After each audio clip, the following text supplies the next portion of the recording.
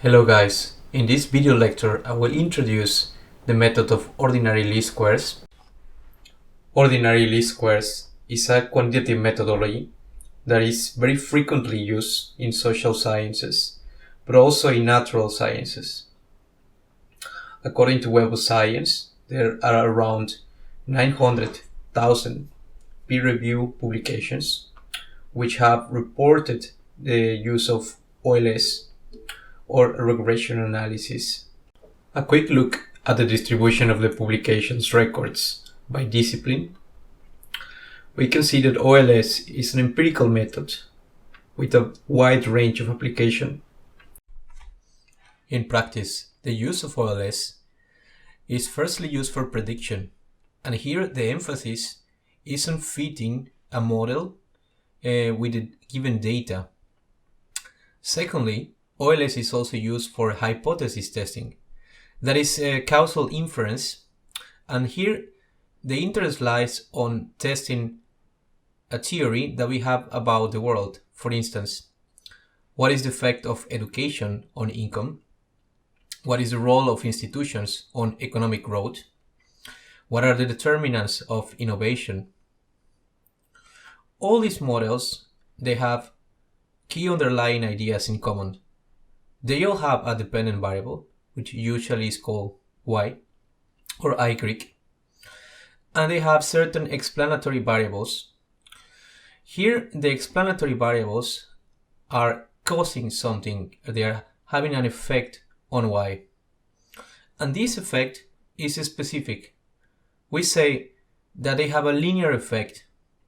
We have a linear effect between x and y on a set of unknown coefficients beta that are the central part of the OLS estimation.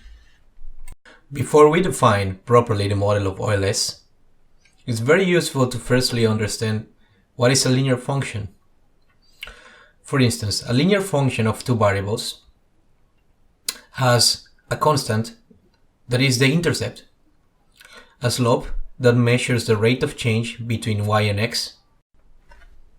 If we represent graphically the behavior of the linear function of two variables in a plane, we usually place the dependent variable y on the vertical axis, and we further place the explanatory variable on the horizontal axis. Then here the intercept is just the constant. For instance, in the equation y is equal to 1 plus 1.5 of x. The intercept here is 1 and is the line that is marked in color red.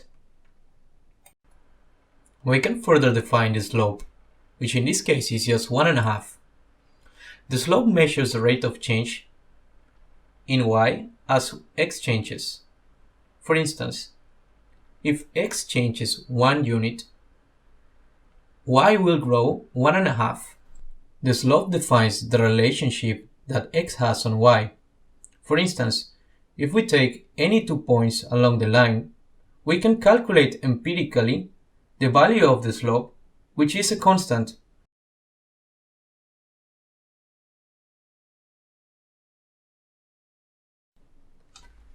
The general model of OLS also has an intercept, but usually has several slope coefficients.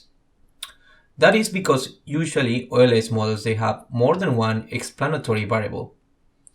And instead of having a collection of points along the line, we have many observations for each unit of analysis inside of our dataset. For instance, we could be exploring a dataset of households, firms, and countries. Then the general OLS model can take the following form, where we have yi equal to beta 0 plus beta 1 times x1 plus any other explanatory variable that the model contains, and an important component, which is the error term, ui.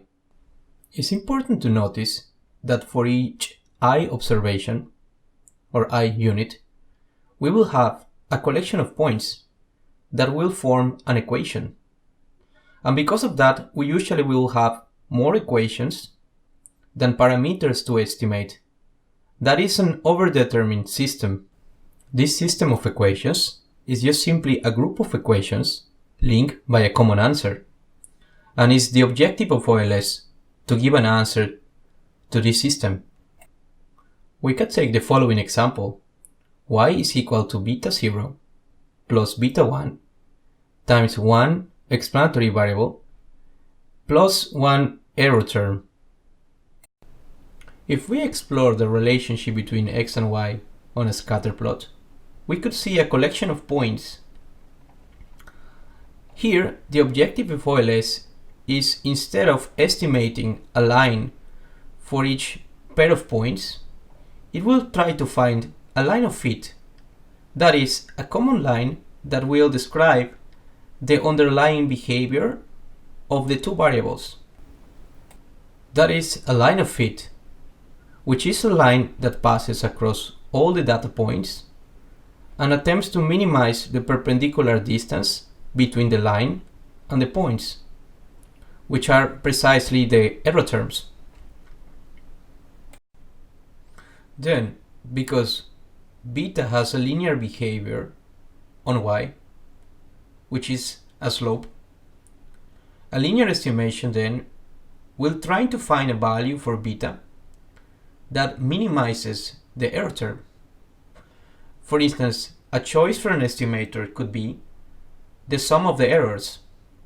However, this will not be a good choice because the errors can take positive and negative values, and adding the error terms will cancel each other out.